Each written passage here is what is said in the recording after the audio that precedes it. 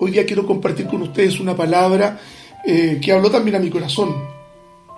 La palabra, hermanos amados, es la que nos permite a nosotros proyectar nuestra vida. Y esta pequeña reflexión se denomina Viviendo en la Esperanza. Y quiero, por favor, invitarlos a que ustedes escuchen este hermoso texto que el apóstol Pablo le escribe a la comunidad de creyentes que estaban en Roma.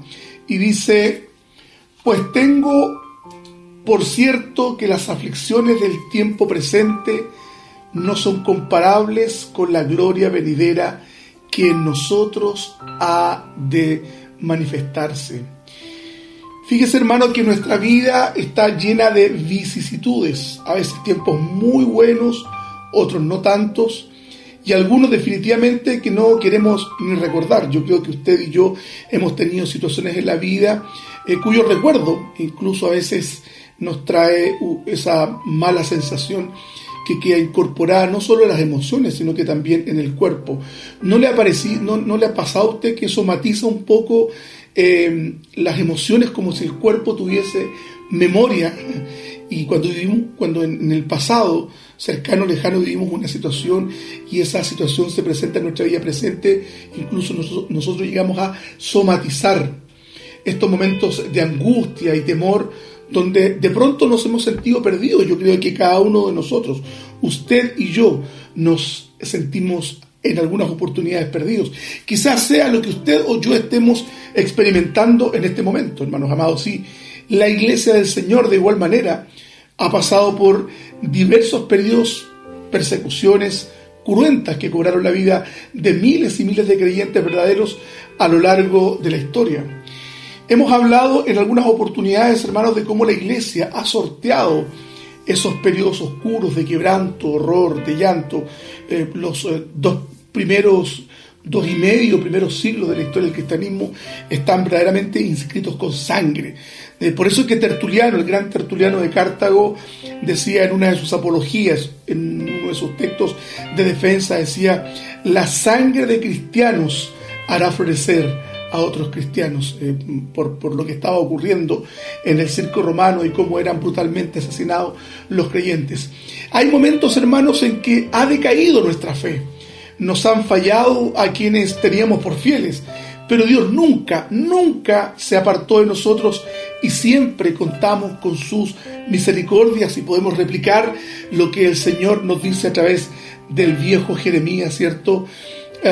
No hemos sido consumidos porque Él ha tenido misericordia de nosotros en todo momento. Así que si tú hoy día estás pasando por un momento difícil, si estás pasando por un momento de quebranto, si estás pasando por un momento en que sientes que tus fuerzas están de alguna forma desfalleciendo, yo te invito a que hoy día pongas toda tu fe delante del Señor, toda tu confianza delante de Él.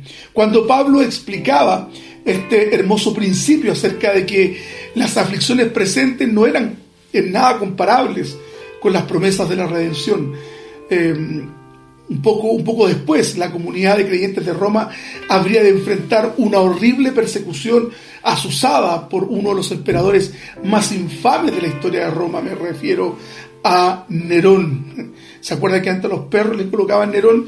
Pues bien, eso de alguna forma grafica las implicancias históricas que tuvo este nefasto personaje en la historia de los cristianos. Y aun cuando fue una persecución de carácter local, es decir, en Roma particularmente, los efectos de esa persecución fueron terribles. No olvidemos que los creyentes fueron acusados de incendiar Roma, aun cuando la historia los exculpó, ¿verdad?, y expurgó esa acusación que existía a los cristianos del primer siglo. Nerón hizo perseguir, dado que les había echado la culpa a los creyentes de ese entonces, les echó en el circo, los maltrató, los asesinó, y es particularmente en ese periodo donde muere Pedro y Pablo, estos grandes próceres, por decirlo de alguna manera, apóstoles que pagaron con su vida el testimonio de Cristo. Pero, ¿qué quería decir el apóstol cuando señaló esto? Podemos, en honor al texto, explicar y aplicar algunos principios que nos permitirán afrontar las tempestades que de repente nos sobrevienen. Y nuevamente tomo el texto de Romanos 8:18. Pues tengo por cierto que las aflicciones del tiempo presente no son comparables con la gloria venidera que en nosotros ha de manifestarse. La Escritura, como primera cosa, no rehúye a la realidad de las dificultades en ningún momento. Por el contrario, permanentemente, y lo hemos predicado, lo hemos estudiado, permanentemente la Escritura nos pone en atención que vamos a vivir dificultades, y he dicho en incontables oportunidades también que el Evangelio no es miel sobre hojuelas. Por el contrario, muchas veces tenemos que padecer producto de nuestra fe. Es muy probable que usted, como yo, tengamos que enfrentar situaciones duras donde ha de poner a prueba el Señor nuestro carácter. Eso es uno de los elementos fundamentales que nunca debemos poner en duda, y tener la convicción que el Señor lo que prueba es nuestro carácter, nuestra textura como creyente, de tal suerte de saber básicamente de qué estamos hechos. No piense, hermano, ni por un solo minuto que porque usted es creyente su vida transcurrirá sin problema algunos. Es como algunos piensan que Dios tiene una deuda con nosotros porque somos creyentes y nos ha de conceder todo lo que pidamos.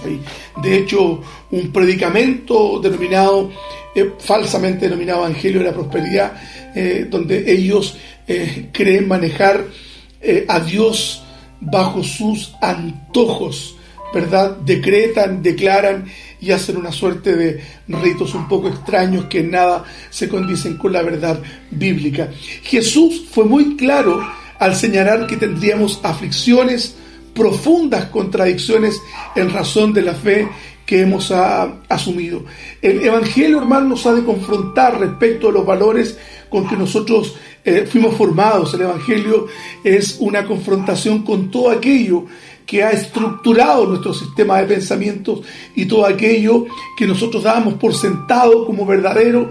Finalmente, el Evangelio, a través de la palabra, evidentemente, nos demuestra que en la práctica eso no es así. Por lo tanto, hermano, si usted está pasando por momentos de angustia, créame que es Dios mismo que está obrando en su vida.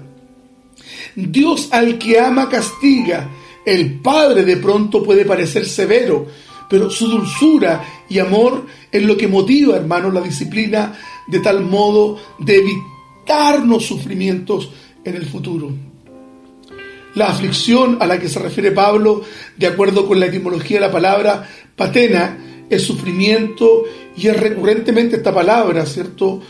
Aflicción, patena, es permanentemente utilizada en el Nuevo Testamento, ya sea por Pablo mismo como por otros escritores. Mire, 1 Pedro 1:11 dice: escudriñando qué persona y qué tiempo indicaba el Espíritu de Cristo que estaba en ellos, el cual anunciaba de antemano los sufrimientos de Cristo. Aquí está la misma palabra en el griego, patena, es decir, aflicción, sufrimiento, y señala entonces Pedro, y las glorias que vendrían tras ellos. Cristo padeció por nosotros de igual modo. Sus dolores, decepciones, cansancio fueron del todo reales.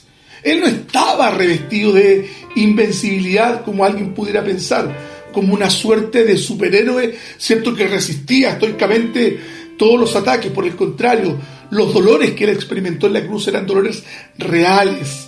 Las aflicciones que pasó le dañaron y lo quebrantaron de tal modo que sufrió realmente a causa de nosotros. Cristo sufrió por usted y por mí. Él es el siervo sufriente, no es Israel, como los judíos pretenden interpretar Isaías 53. El siervo sufriente es Cristo. Por lo tanto, hermanos amados, cuando Pablo entonces hablaba de aflicción, señalaba con toda claridad que como creyentes estamos expuestos a los sufrimientos de manera real. Los creyentes pierden el trabajo, hermanos. Los creyentes se divorcian. Los creyentes tienen problemas de diversa índole, tienen deudas que les aquejan y les privan del sueño. Y en algunos países, créanme, muchos creyentes son muertos por causa de su fe. La aflicción, hermanos, es un espacio en donde la oscura sombra de la angustia, el miedo, la desesperanza, toca nuestra puerta y se queda a acompañarnos, a veces por periodos largos. Todos tenemos que pasar por luchas, por tribulaciones y aflicciones y dolores de toda clase, porque vivimos en un mundo pecador y somos parte del sufrimiento del mundo también. El diablo está suelto, causando problemas, generando conflictos, provocando guerras, alentando las luchas y toda clase de angustias en la vida de los creyentes. No perdamos de vista eso. Pero hermanos, un día eso terminará. Cuando Cristo regrese al mundo a imponer su reino e implantar su paz. Pero mientras tanto, Él mismo nos ha señalado que padeceremos persecución, tribulación y aflicción. Sin embargo, tenemos el privilegio y la ventaja de conocerlo a Él, que ha de consolar nuestra vida en todo momento. Somos sostenidos en medio de la angustia. Y de verdad creo, hermanos, de verdad creo cuando el salmista en el Salmo 56:8 decía: mis huidas tú has contado, pon mis lágrimas en tu redoma, ¿no están ellas en tu libro? Y leo para clarificar el texto en la versión Nueva Traducción Viviente: tú llevas la cuenta de todas mis angustias y has juntado todas mis lágrimas en tu frasco. Has registrado cada una de ellas en tu libro. ¿Estás pasando por un momento de angustia? ¿Está tu corazón quebrantado? ¿Has llorado de angustia? Hermano, ninguna de esas lágrimas ha caído al suelo. Ninguna de esas lágrimas se cuentan como pérdida. El Señor, hermanos amados, las tiene en su redoma. ¿Puede usted ver, al igual que yo, que las lágrimas de nuestras aflicciones no han caído ni una sola a la tierra? Dios las tiene en una artesa, en un frasco, en una vasija. Esto demuestra que Dios no es indiferente a nuestras angustias. Su cuidado por nosotros es real, hermanos. Nada es casual en nuestra vida. Las aflicciones a veces nos humillan y ayudan a mantenernos humildes. El corazón santo se humilla bajo la mano de aflicción de Dios. Cuando la vara de Dios caiga sobre nuestras espaldas, será evidente que estamos hechos de polvo. El corazón consagrado siempre se va a postrar cuando la mano de Dios se eleva para disciplinarnos. La aflicción muchas veces, hermanos, es beneficiosa. El Salmo 119:71 decía: bueno es para mí ser afligido. Y también decía el salmista en el 35: porque un momento será su ira, pero su favor dura toda la vida. Por la noche durará el lloro y a la mañana vendrá la alegría. David decía: enmudecí, no abrí mi boca porque tú lo hiciste, en el Salmo 39:9.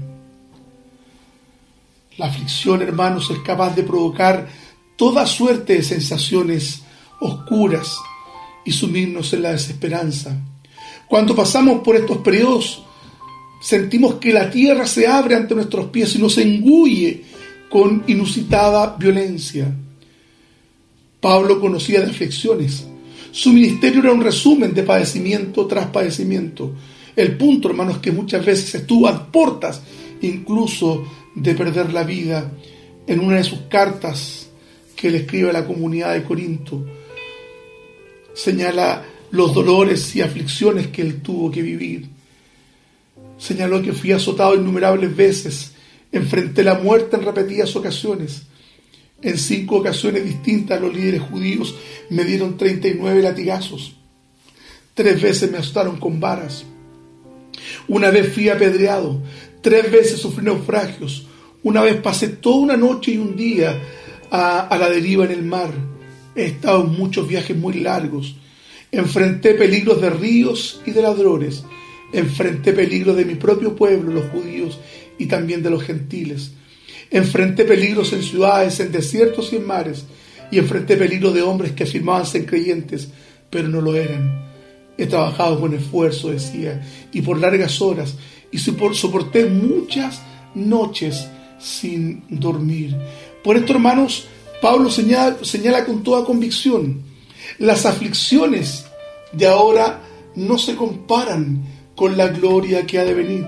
¿Se da cuenta usted que nuestra esperanza va más allá de la contingencia de la vida? Las promesas de Cristo nos amparan en momentos en que somos el objeto del ataque del infierno mismo, cuando todos nuestros miedos se hacen patentes, cuando llega el sobre azul del trabajo, cuando el trabajo escasea.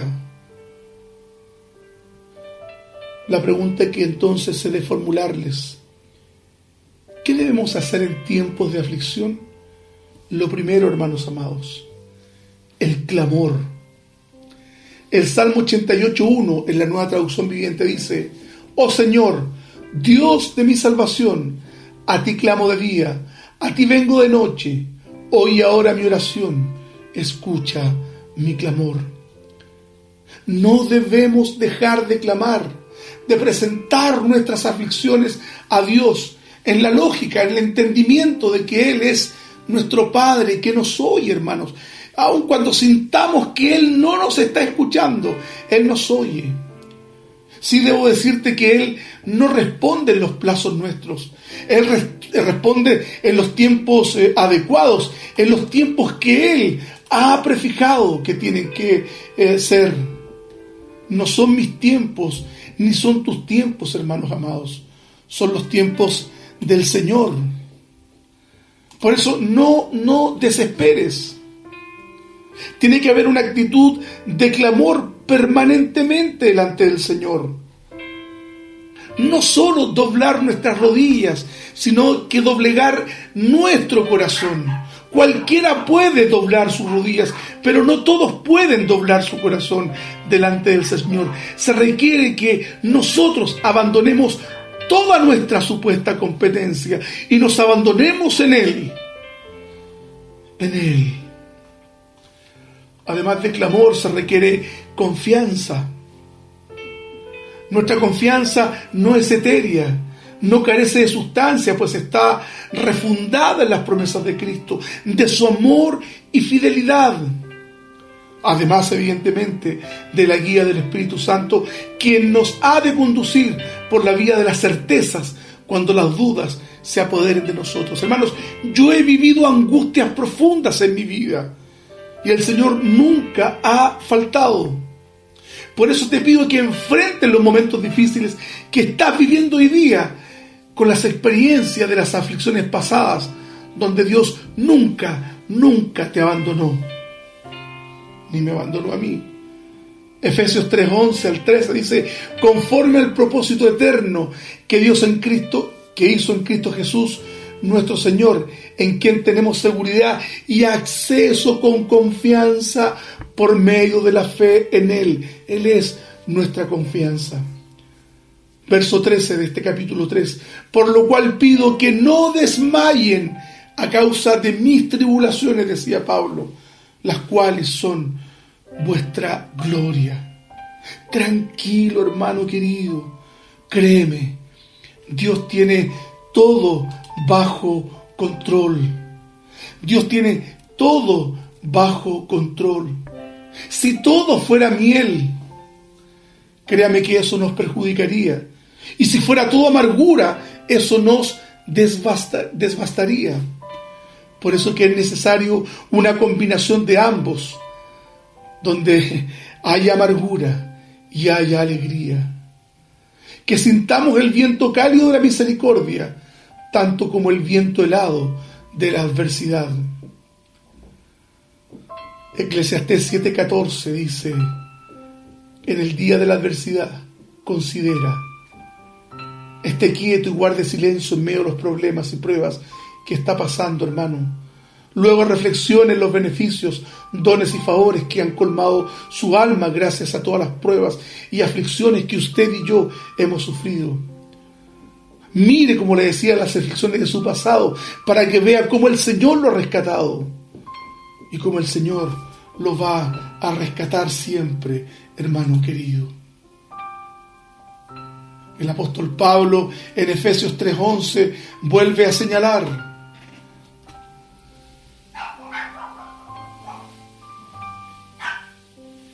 seguridad y acceso con confianza, dice el Señor.